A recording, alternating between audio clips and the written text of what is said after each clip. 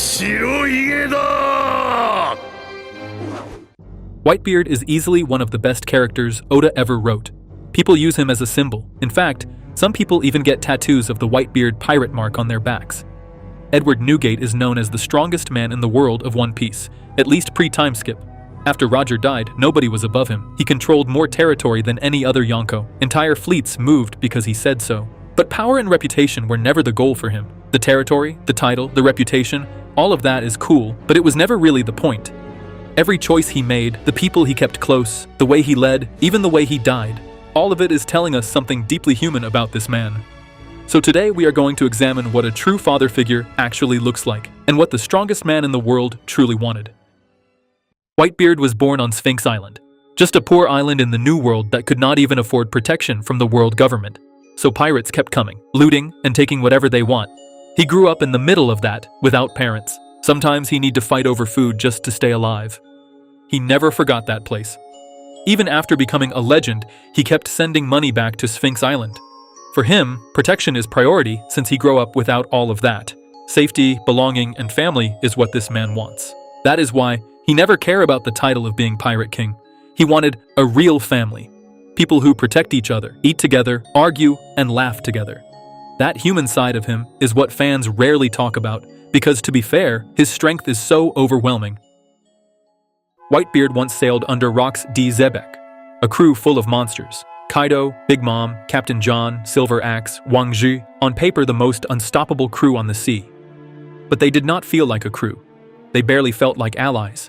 They fought each other, betrayed each other, tried to kill each other. Raw power, with no trust behind it, just ego and violence forced into one ship. Then came God Valley. The crew collapsed, defeated by Garp and Roger. Everyone went their separate ways. This is where Whitebeard made a choice. He could have copied that model, rule through dominance and build through fear, but he did the opposite. When he formed his own crew, he did not look for the strongest people. He looked for people who actually valued bonds. Not just fighters, but people who could live under the same roof without wanting to stab each other in their sleep. He saw what power without trust looks like up close, and he wanted nothing to do with it. We can see how he recruited some of his crew. The first example is Odin. When their ship stopped at Wano, Odin straight up attacked him. And turns out that Odin just wanted to join the crew and leave Wano. Whitebeard did not like the idea and said no. I mean, bro just tried to kill him a minute ago. So Newgate used his power and blew him away. A few days later, when the ship left, Odin followed anyway. Just ridiculous levels of stubborn. And that persistence is what changed his mind. Whitebeard eventually accepted him, because that persistence made Whitebeard respect who Odin was as a person. Same thing with Ace.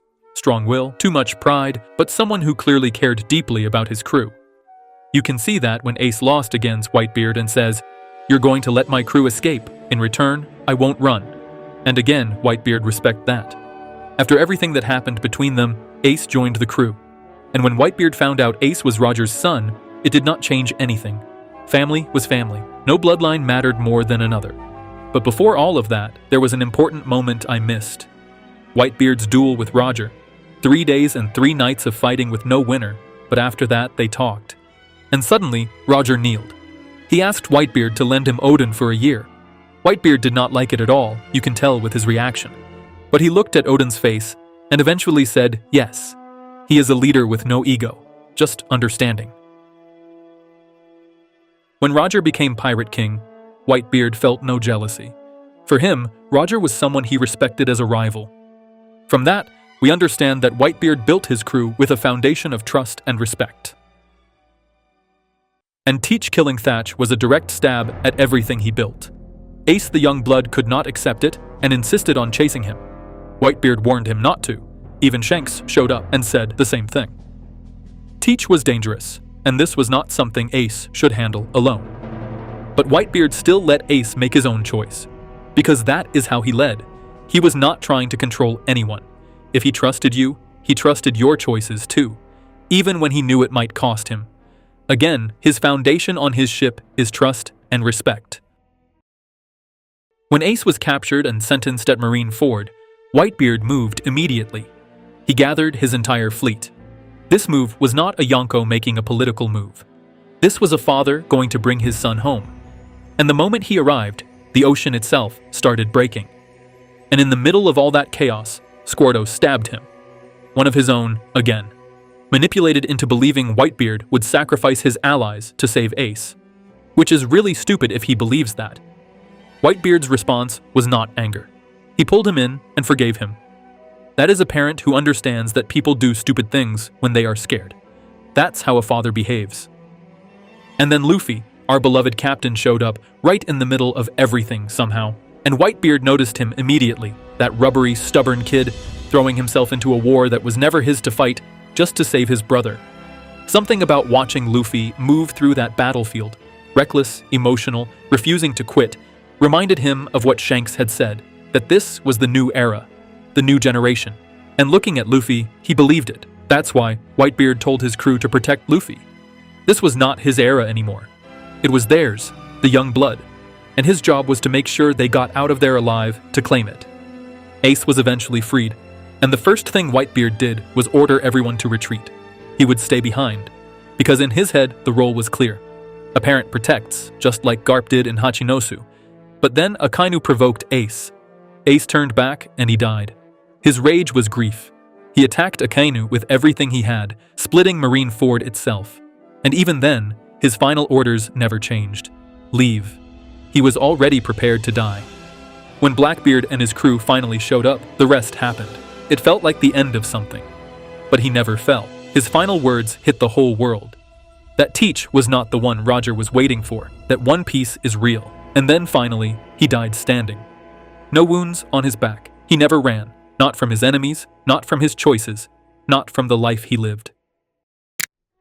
After the war, he and Ace were buried on Sphinx Island, the same poor island that he never abandoned. There is a philosopher named Viktor Frankl who survived concentration camps and wrote that humans do not survive because of pleasure or power, but because of meaning. Whitebeard is that idea in character form. He had more power than anyone alive, but that was never what gave his life meaning. Family and protecting others did. The difference between him and every other person who sat at the top is that their world was built on control, lineage, and fear. Whitebeard built his world on choice, trust, and respect. That is why everyone around him felt safe calling him Oyaji. So, when I go back to the original question, what did the strongest man in the world actually want? The answer was simple. He wanted to belong somewhere. He wanted to make sure nobody under his flag ever had to grow up the way he did.